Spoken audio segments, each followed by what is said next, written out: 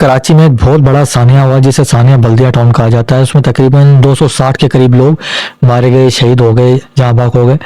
तो उसके ऊपर दो मौकिफ है। एक मौकिफ तो ये है कि ये जो बहुत पॉपुलर है कि भाई ये आग एमक्यूएम ने लगवाई, भत्ता नहीं दिया जा रहा था इस वजह से आग लगाई। जबकि दूसरी एमक्यूएम का मौकिफ ये है कि हमने कोई भत्ता नहीं मांगा या खुद से लगी थी। आपकी इस बारे में क्या इन्वेस्टिगेशन है, आपकी क्या रिपोर्ट इस बारे में? एमक्यूएम इसमें मुलविस नहीं है। सानिया बल्दिया टाउन मैं पहले दिन से कह रहा हूँ, जिस दिन मैंने इस ये वाकया हुआ उसके बाद कि शायद दूसरा या तीसरा दिन था, शायद तीसरा दिन था, दूसरा दिन तो नहीं, मैं खुद इस बल्दिया फैक्ट्री में गया था। मैंने वहाँ जाके अपना प्रोग्राम रिकॉर्ड किया था।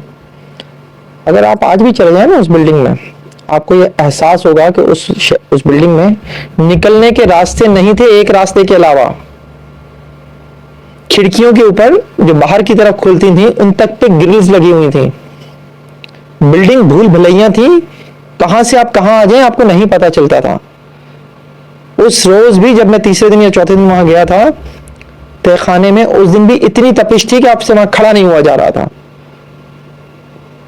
और भत्ते की बात जितनी भी है, एमक्यूएम के ऊपर इल्जाम लगाना तो बहुत आसान था ना उस दौर में।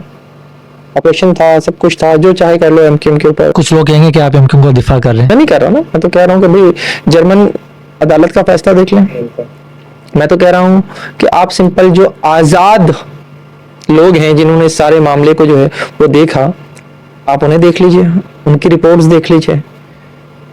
एमक्यूएम चूंकि उस वक्त सॉफ्ट टारगेट थी, इसलिए आपके लिए उस पर इल्जाम लगाना आसान हुआ और आपने इल्जाम लगा दिया।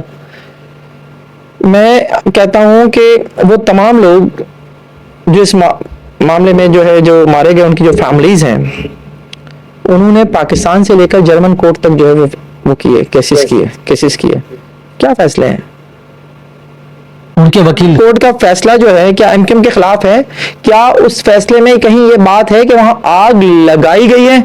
उस फैसले में वाज़ेह तौर पर है कोताही है, नेग्लिजेंस है। आग लगाई नहीं गई है, आग लगी है। आग लगी है।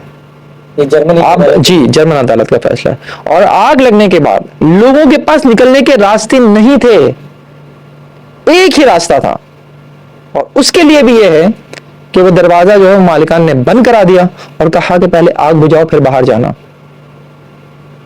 जब ये सिचुएशन हो तो मैं तो फिर कह रहा हूं कि एमक्यूएम अगर इसमें इन्वॉल्व थी तो क्यों आपने एमक्यूएम को जो है वो नहीं लटका दिया? एमक्यूएम के लोगों को नहीं लटका सकते थे ना?